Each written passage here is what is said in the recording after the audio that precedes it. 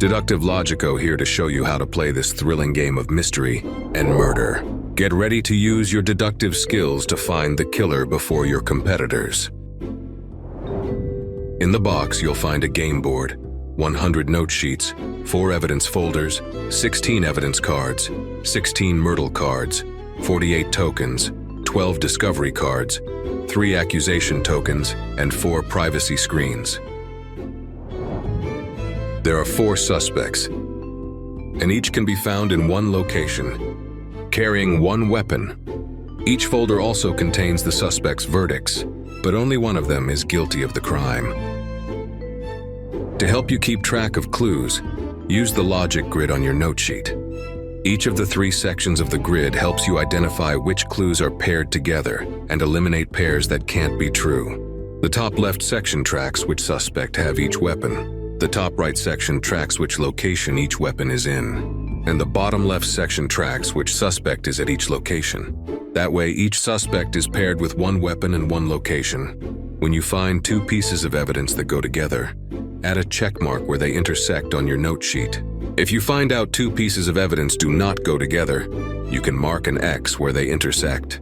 Using deductive reasoning, fill out the grid for locations and weapons you know other suspects cannot be connected to. Before gameplay, the suspect weapon and location card should be set around the outside of the game board next to their corresponding icons like so. Sort all tokens, place them near the game board, then shuffle the discovery cards and place them face down to the side. Each player takes a privacy screen and note sheet. It's recommended to use a pencil with an eraser, in case mistakes are made. Next, sort the tabbed evidence cards by their type: verdict, suspect, weapon, and location. Shuffle each stack face down. Prepare each evidence folder by inserting one of each evidence card. Make sure the clue is facing the side of the folder marked secret, so that they are not accidentally revealed to the group when they are removed. Each player chooses one of the evidence folders and 2 of the blue, green, or red cards to peek at. No one is allowed to peek at the black verdict cards at this point. Each player should pull their 2 cards out with the secret side facing them. They then mark their findings on their personal note sheet. Then replace the cards and return the folders to the game board. With this information, you now know the suspect's location and can deduce that other suspects cannot be at that location. This suspect can only be in one place, so the other 3 locations can be crossed out too. Once all players have taken note of their evidence folders, gameplay can begin.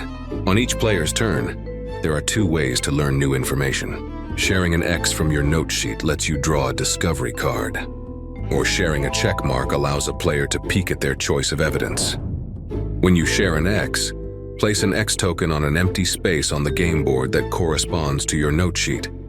You cannot share false information. As you place the token, announce it out loud so the players can accurately mark their corresponding note sheets and make any private deductions they can.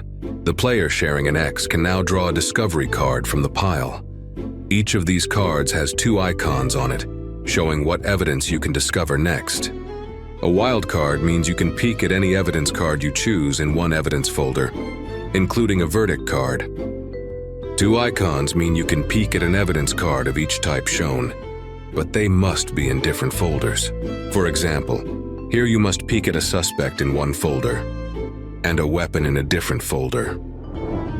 When you share a check mark, place it in an empty space on the game board that corresponds to a check mark on your note sheet and announce it out loud to all players. Then fill the corresponding row and column with X tokens. Now that player can peek at any 2 pieces of evidence, including a black verdict card.